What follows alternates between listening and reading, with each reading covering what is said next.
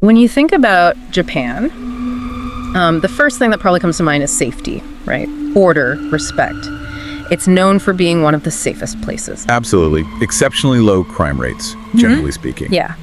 But beneath that surface, sometimes these incredibly horrific events happen and they shake everything up. They really do. And they often reach these, extreme levels. Exactly. And while, cases like Junko Furuta got a lot of attention globally, there's another one, the Sakakibara Seto incident. For many people in Japan, this is considered maybe the most disturbing. But it's not often discussed in English. And kind of weirdly for me, it all happened in Kobe, where I used to live. It's a case that really struck a nerve in Japan. It forced a lot of difficult conversations, about society, pressure on kids, what might be hiding under that calm exterior. Yeah, it wasn't just the brutality, was it? It was like it opened up something deeper. Precisely. It became this sort of uncomfortable mirror for the nation. So let's get into it. We need to go back to May 27th, 1997. Kobe, picture this. It's morning. The janitor at Tomogaku Junior High is just doing his usual rounds. Right. Heading for the school gate. But even then, early morning, there was this tension already hanging over the city because there had been other attacks earlier that year targeting kids. Yeah, people were already on edge. There was a growing sense of dread, wasn't there? Definitely. Back in February, just a few months before, 2 schoolgirls were attacked from behind with a hammer while walking home. Horrifying. Yeah. But they survived, thankfully. Yeah, they both recovered despite really severe head injuries, but the attacker just vanished. No clues. And that wasn't the end of it. No, not at all. On March 16th, he struck again. This time, 10-year-old Ayaka Yamashita and 9-year-old Kazumi Ishikawa. Okay, tell us about that. Ayaka was hit repeatedly with the hammer. She tragically died about a week later from her injuries. Oh, that's awful. And Kazumi. Kazumi was attacked just minutes later, stabbed in the stomach. But she survived. Miraculously, the blade just missed a major artery. Wow. That's incredibly fortunate. And crucially, unlike the others, she got a good look at the attacker's face. That became, vital later on. I bet that eyewitness detail is often the key. And there was something else, something really unsettling. Near each attack site, the attacker left. Well, a calling card. A calling card? What kind? Mutilated animals. Yeah. A headless pigeon near one site. A dismembered cat near another. That points to something ritualistic, doesn't it? Escalating. Exactly. Not random violence. Something more calculated, more performative. So back to the janitor. May 27th, he's doing his rounds, gets near the main entrance. First he sees these, dark shapes. Yeah. Mutilated cats? Yes, Yeah. 2 of them. Yeah. Already disturbing, right? But then he sees something else. Right at the base of the main gate. Don't tell me. It was the severed head of 11-year-old June Hayes. He'd been missing for 3 days. Oh my God, just left there. At the school gate. Yeah. And the details, they're just horrific. His eye sockets were empty, small X marks carved into his skin. No. And his mouth had been sliced open ear to ear. And inside, a crumpled note. A note, what did it say? Written in red ink, it said, "This is the beginning of the game. Police guys, stop me if you can. I desperately want to see people die. It's a thrill for me to commit murder. A bloody judgment is needed for my years of great bitterness." Oh no, just taunting the police. A direct challenge. Okay. And the signature. Signed Sakakibara Sato. Spelled wrong in English. That's apparently deliberately. Right. And the kanji, the Japanese characters, they had meanings, didn't they? Like devil, rose, saint, and fight. Exactly. Very layered, very theatrical, like you said. And June's body. Found later that day. Not far away, about 500 meters west of the school, hidden under floorboards at an old antenna station on this hill called Tank Mountain. And they determined how it was done. Yes. The head was removed with a handsaw, and then further mutilated with the same saw. Just brutal. Yeah. Unbelievable. Then, about a week and a half later, a brown envelope shows up at the Kobe Shimbun newspaper office. No return address. Okay. Inside, a 3-page letter claiming to be from June's killer. Ah, so he wanted to explain himself. Or boast. Seems like it. It was this long, 1,400-word outpouring. He talked about hating the Japanese education system, said it turned him into an invisible person. That's interesting. That feeling of isolation, of being ignored by the system, it resonates with some of the pressures Japanese kids face, doesn't it? It really does, that intense pressure. And this letter, it revealed a lot about his mindset, right? Yeah. This deep sense of grievance, maybe? Definitely. He said things like, "I'm putting my life at stake for the sake of this game." And chillingly, It's only when I kill that I'm liberated from the constant hatred I suffer. And that I'm able to attain peace. Yeah, I remember reading that. It's only when I give pain to people that I can ease my own. It's just Oh, well. finding relief in hurting others. Twisted logic. A need for power, control. And signed, Sakakibara Sato again. Yes.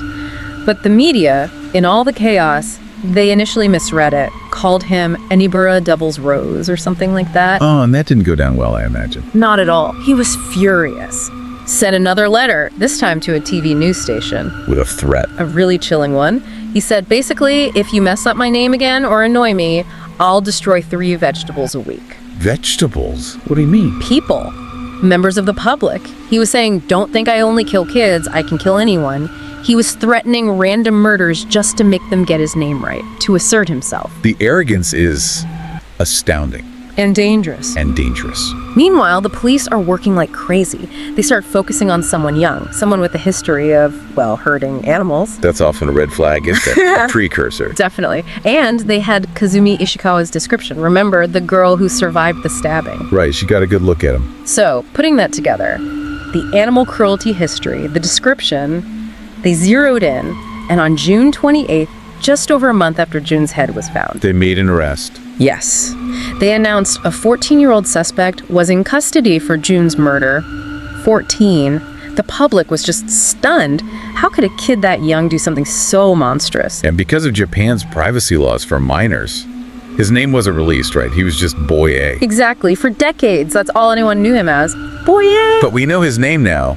Shinichiro Azuma. Yes. And the really disturbing part, he was Jun Hase's neighbor, and he went to the same school, Tomogaka Junior High, the place where he left the head. Wow. The audacity, hiding in plain sight. So Azuma confesses, tells the police everything, how he lured Jun up to Tank Mountain that Saturday. With the story about a turtle? Yeah, promised to show him a giant turtle, led him up this quiet path, then strangled him with a shoelace. God. Hid the body, went home, came back the next day with a handsaw and a trash bag. To remove the head. Yes. And then he described these rituals. Rituals? What kind? He said he drank some of Jun's blood, called it pure blood, said it would cleanse his own dirty blood. That's deeply ritualistic. And disturbing. And he removed Jun's eyes, said he wanted to extract his soul. Just horrific. What possible motive could he give for that? For killing Jun. He just said he had a strong desire to kill that day. Saw Jun as an easy target. An easy target, like Jun was just an object. And he said he felt satisfied that the boy now belonged to him. That ownership thing again. That need for complete control. And leaving the head at the school? Was that just random cruelty? He said it was strategic. Partly a diversion who'd suspect someone from that school, and partly revenge against the school itself, the institution he felt had crushed him. So it all ties back to that hatred of the education system he mentioned in the letter. Seems like it. And during questioning, he didn't just confess to Jun's murder. He admitted to the earlier attacks too, the hammer attacks, the stabbing, Ayaka Yamashita. So he was responsible for all of them. All of them. And his diary. They found his diary. It gave this terrifying insight into his mind before he was caught. What did it say? Referring to Ayaka, the girl killed with the hammer, he wrote something like, I carried out sacred experiments today to confirm how fragile human beings are. Sacred experiments. Yeah. And I brought the hammer down when the girl turned her face to me. I think I hit her a few more times, but I was too excited to remember. Just chillingly detached. And after Ayaka died from her injuries, he wrote, This morning, my mom told me that poor girl seems to have died. There's no sign that I'll be called. And then he thanks someone, or something, called Bama Dokishin for protecting him. Baba Dokishin. Any idea what that means? Still unclear. Maybe some kind of deity, with handwriting in the diary. Perfect match to the notes sent to the media. So solid evidence. But his defense still tried to argue he wasn't guilty. Yeah, his lawyers pointed out discrepancies, like the attacker was supposedly left-handed, Azuma was right-handed. Okay. And they argued the language in the notes, the complex kanji, the figures of speech, was too sophisticated for Azuma, who was, you know, an average student at best. C student, maybe? Right. And Japan does have that reputation for high conviction rates, sometimes raising questions about confessions. Yeah, exactly. There were those whispers. But apparently, when Azuma's own mother visited him, asked him straight up if he did it. What did he say? He calmly told her, yes, he was responsible. Sincerely. Wow. So he owned it. To his mother, at least. So he's convicted, sent to a juvenile facility, But then, March 11th, 2004, less than 7 years later, He's released already. released, aged 21. Experts claimed he was cured of his sadism. Cured. After less than 7 years, for that level of violence and planning, the public must have been outraged. Absolutely furious, especially when, not long after, Azuma published a book, a memoir, called Zika. A memoir of the killings, he wrote about it. Detailed everything, including apparently horrific things he did with Jun's head before leaving it at the school. No, that's just exploiting his crimes. Families tried to stop it, people called for laws against killers profiting like that. But the book came out, became a #1 bestseller in Japan, made him rich. Unbelievable. Profiting from murder. And didn't he do something else with the books? Yeah, he sent copies of the book to the victims' families, with personal apology notes attached. An apology attached to a book detailing how he murdered their child. That's not an apology, that's psychological torture. It's hard to see it any other way. Then, fast forward to 2015, he launches a website, A website? What about? a vanity site, called The Unbearable Transparency of Being, filled with these weird photoshopped pictures of himself. Seriously, it sounds like pure narcissism. Psychologists basically said the same thing. He seems totally self-absorbed, desperate for attention, and he'll get it any way he can. Good or bad. The site's gone now, though. It's just the lack of remorse, the craving for the spotlight, it's deeply unsettling. And the case itself had lasting effects, didn't it, on Japan? Huge impact. Led directly to legal changes. They lowered the minimum age for criminal responsibility from 16 down to 14 because everyone was so shocked that boy A was only 14. A direct consequence of this case. And when you look back at his childhood, those warning signs were there, weren't they? It seems so. Carrying knives, scissors, writing about easing irritation by holding sharp objects. Yeah, and the animal cruelty by age 12, torturing frogs, killing cats. Textbook escalation, unfortunately. And by the time the attacks on humans started, he was showing signs of hikikomori, that severe social withdrawal. Which is linked often to the immense pressure Japanese kids are under, right? From parents, from the whole education system, that intense exam culture. Exactly, that pressure cooker environment. Exams at age 6 that can basically decide your whole future. And his mother. She apparently pushed him really hard academically, even though there were warnings about his mental state. Yeah, distrusted the state schools, put intense pressure on him. He retreated into anime, manga, barely interacted, started seeing people as just vegetables. The same word he used in the threatening note. Yeah. Lifted from manga. It connects, and people draw parallels between him and Tsutomu Miyazaki, the otaku murderer, another killer who was isolated, hikikomori. So the case really forced Japan to look at these issues. The pressure, the isolation. It did. It sparked this huge debate. You had older generations saying, see, moral decline, youth are doomed, often blaming manga and games, which the media jumped on. The easy scapegoats? Right. But others pushed back, saying, hold on, look at the insane pressure we put on kids. Arguing the system itself, the unrealistic expectations, might be part of the problem, leading kids to withdraw, become hikikomori. And it's important to stress, right? Most hikikomori are totally harmless. Just people who've withdrawn from a society they find overwhelming, not potential killers. Absolutely crucial point. The vast majority are just peaceful recluses. But Azuma's case brought that phenomenon into the spotlight alongside the violence. So it raised this fundamental question about Japanese society. Order and achievement versus the psychological cost. So, yeah, Azuma was clearly profoundly disturbed. A rotten egg, as some sources put it. But the question lingers, you know?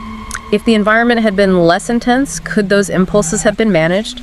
Or was it just inevitable? A difficult, maybe unanswerable question. And even though it was, over 26 years ago now? The Kobe slayings are still talked about, still notorious, still deeply unsettling for Japan. And the ripples continue.